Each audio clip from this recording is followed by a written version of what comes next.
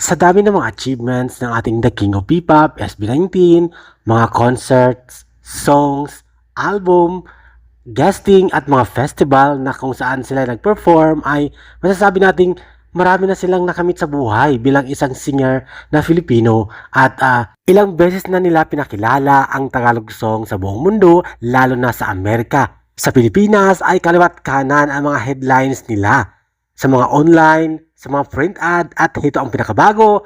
Sa print ad newspaper ng Manila Bulletin Entertainment Section, headline ng SB19 at may title na SB19 Mission to Uplift Filipino Artist. O diba talagang masasabi nating hindi sila selfish ang ating The King of P-Pop dahil uunahin nila ang ibang artist, Pinoy artist o singer para sumikat at magbukas ng panibagong oportunidad para sa kanila.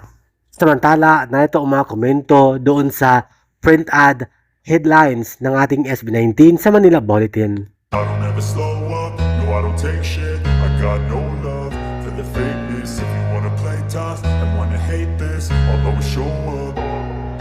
I don't ever slow up, no I don't take shit. I got no love for the fakeness. If you wanna play tough and wanna hate this, I'll always show up and make a statement.